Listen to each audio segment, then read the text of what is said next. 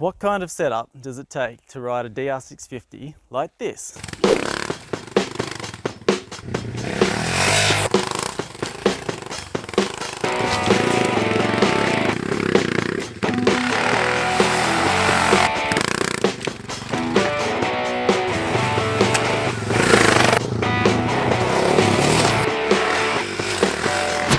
find out, stay tuned while we take a look around the featured bike. Everyone, let me introduce you to the Warpig. Warpig, everyone. So yeah, I've had plenty of comments over the last few months about people wanting to get acquainted with the Warpig, what kind of suspension I'm running, what gearing I'm running, etc. So I aim to take you through it a little bit today with this video, let you know what I'm running and what may be useful for you to run on your DR. First thing, we have the 25 litre Chevy's fuel tank. This is good for someone who doesn't want to go into town, or you have a long time between places, say Australia, where you could be out in the outback. You got to do some fair Ks between places in the outback. For me, it's just because I don't like to have to go into town, so I can travel for 350 to 450 Ks depending on terrain and not have to go searching for a town to find the fuel. It just keeps me in the bush, in my happy place. I run a 516 press fit fuel line for quick access. I can just pop it on and off the carby outlet to help refuel someone else's bike or get some fuel out to help start a fire or something. The seat, as you know, as a DR rider, its seat is always on the top of the list for the first customization to your new DR. I've gone with the Pro Cycle seat. It's like a big bench seat in your car. Big flat top, reasonably firm. The only thing with it, I would say, is it's not a really grippy cover. So you do find you can move around a bit on it. You do move around a bit on it. It's not usually a good thing for a seat, but it's only an adventure bike, comfy ass on those big long trips. I would go with a bit more of a grippy seat cover, have I had the choice again. Handlebars are quite a personal thing. You usually want to just be going for something that lets your hands rest easily in a sitting position or standing position. I've gone with these Psychic handlebars is just because they're cheap. Basically, they're a good width stock. They have a nice bend that I like. They're just an aluminium 7/8 bar, so it can take the other accessories nicely, like the mobile phone mount. And a handlebar mounted double USB phone charger keeps me running full time on the bike, and I have to just unclip it when I need to because I haven't got a switch in it yet. With the stock mounts, and I do have risers, not sure that that's the way to go though. I may get rid of the risers. I do like the nice compact feel of the stock height bars. The mirror, so the mirror for the DRs are quite short. Some people don't like that they can't really see behind their shoulders easily on the road. I've gone with just the one mirror. I went with the double take enduro mirror because with the adventure mirror, your ram arm's longer. Your front brake master cylinder can get in the way of the arm. Enduro mirror lets you get the mirror down lower so it's out of the way of getting hit by things once you do fold it in. Handguards, I'm currently just running some cheapo Amazon handguards. The main thing that I look for in a handguard, if you have to have the full wrap, is that it has this bend at the end of the main bar so that you don't feel as claustrophobic when you're holding the end of your grip. You're not just slammed your finger up against the handguard bar the whole time. The levers, I've gone with just the original levers and just cut off the ends. I have tried some Warp 9 levers on someone else's DR. They have the same problem as some other aftermarket levers I've tried on previous bikes, where the pivot point is slightly different, so it makes the pull of your clutch a little bit more difficult, a little bit stiffer. You have your full handguard anyway, so that's going to protect your levers.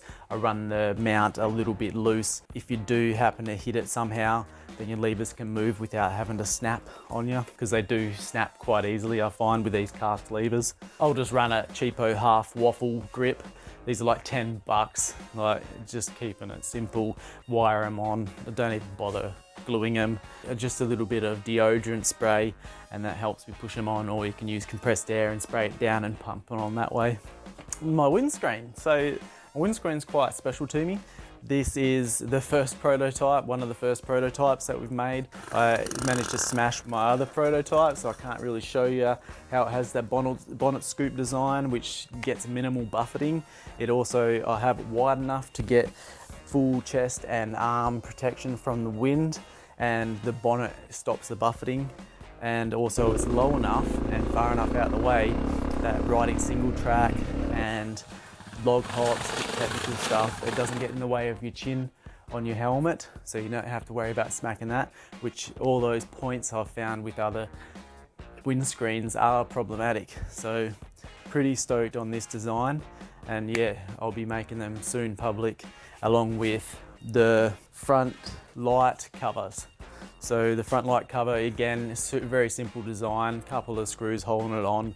They will be available as a package deal. The light itself, it's a Bikemaster HID light kit with the 6000K H4 bulb. The DR is known to have quite a weak headlight, although that said, I don't really mind it. I think it must be the guys that have the big patrols with the massive spotties all over it that complain about the DR headlight. I've ridden a stock DR lately and I don't see the problem with the headlight. The exhaust I'm running on this is the Delkevic Tri-Oval. It has the stock header into the Tri-Oval muffler. I've already done a comparison video with the FMF muffler here. And I will be looking at doing another comparison with a different muffler coming up soon, another comparison episode. Changing out the stock muffler is a good first option to when you're customizing your DR.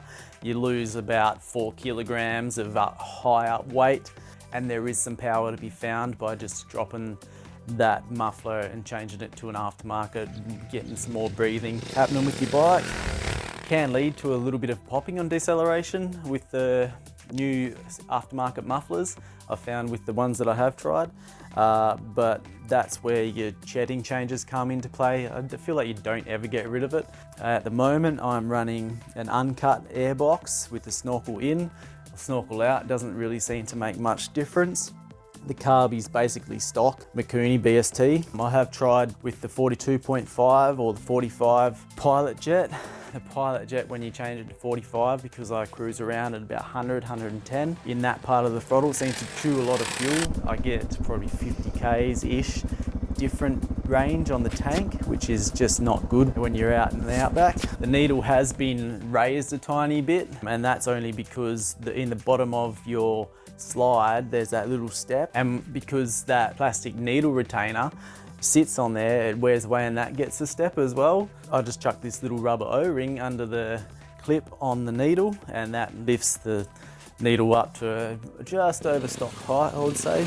I'm also running at the moment 44 and 15 gearing on this with a O-ring or X-ring 525 chain. I run the X-ring 525 chain, so I don't have to worry about lubing it all the time. Like, I'll just spray it with silicone, and that should give me the power to get up and go on single track and a little bit of technical stuff. It lets you then also cruise around at 100, 110 just off of idle without having to ring it out on the highway. You can still pass 130 if you need to. Where are we? Pegs. So I'm running the Pro Cycle pegs, I believe. They're lowered pegs. They give you a nice lower point for controlling the bike, and it then sets you up to have a good grip on the frame, which I have frame guards for. They seem to give me that nice contact patch. As far as the other guards go, there are the frame guards, both sides of the engine guards. They're just the stick-on type, highly recommended. If you go dropping your bike in a rocks, it can end your day really quickly if you don't have something guarding that area. My Chevy's bash plate. It's one of those plastic bash plates. I'd always highly recommend the plastic bash plates. It's about 5/16, 8mm thick over the alloy bash plates. You can check out that video. I'll link that in the description or up here somewhere. Check it out at the end of the vid. Stick around, I'll get into the suspension soon, which is probably what you came here for. If you got your DR, you're probably gonna be taking luggage on it. Well, I'm running Barrett main rack here for the pannier racks. Highly recommend them because they sort of support and give your frame, your subframe, even more stiffness because it's joined here. It goes all the way around the back. This is a really sturdy setup. It then has the B&B off-road tail rack, whatever the heck that thing's called, like the fender shaped one with the plate as well. It gives you plenty of options for when you do the big trips. You know that your luggage is going to be secure and sturdy and be there when you hit campsite. Suspension. So what I'm running on the Warpig is quite a simple setup. It's really just springs front and back and some emulators in the front and a revalve in the rear. The revalve on the DR in the rear is probably the biggest change you can make. I've also got a 7.5 spring in there.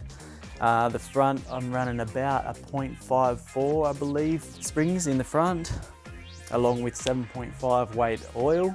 Technique emulators. The rod is drilled with an 8mm hole, I think from memory, and that lets enough fork fluid be moving through the system, through your emulators, so that actually your emulators get to do some work. So they're doing what they're designed to do. And then the preload, I'm running actually preload caps. As you may have seen the preload cap preview video that I've done. If not, it's either here or in the description below. It is about 3 to 4 mil above the top of the fork leg is where I run my preload, and then somewhere around there, depending if I'm loaded or not, I can then adjust my preload from just the cap to balance the bike out to give me a better ride. The rear, I'm running about 75, 78 mil ride sag and about 26 or 28 mil static sag from memory. So it's really very simple, the suspension on the Warpig. The wheels are stock wheels, front and back, stock calipers, stock brake discs, rotors. The only thing I've really got different is the push hub in the back. I have those red polypropylene, I believe they are, push rubbers, and that was just because the stockies were flogged out and they were like 90 bucks, and I throw them in. They've been good for so far. That's like 20,000 odd Ks, 25,000 odd Ks. One thing I will mention with the push hub on these DRs is the bearing can go bad. If you let the bearing go bad and you keep riding, then your push hub inner race gets flogged out, and then every time you change out the bearing, because your push hub inner is already flogged out, then every time you put one in, it blows out quicker because it moves around in that inner race. This is my view on why people want to put the double bearings in there, and then they have to go to all this work. But if you just don't let it get flogged out in the first place, by doing what I do is change out the bearing something like every 10,000-ish Ks, depending if it's wet or through summer. You want to change that bearing out before it gets bad. So I just change it out. Well, I'm about to change it out now.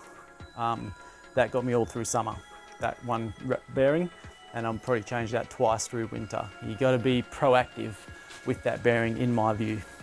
Then there is the front and rear tyre. The front is the Motoz Desert HT 90-100 fatty tyre on the front. The DR likes to have that extra hold up in sand, gets the front of the DR up.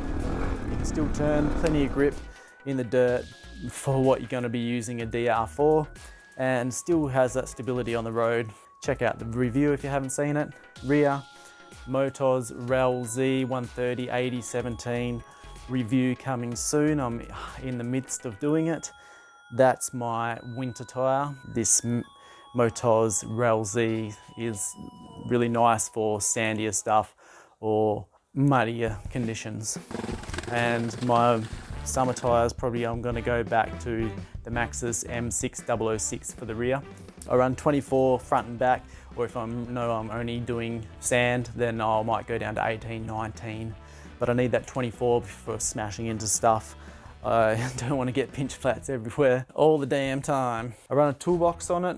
It's just PVC pipe. I think they're 90 mil. Yeah, looks about 90 with an end cap. It's nice and sturdy, holds my levers, holds my little toolkit, holds some steel putty. So yeah, hopefully the video was a bit helpful to some people.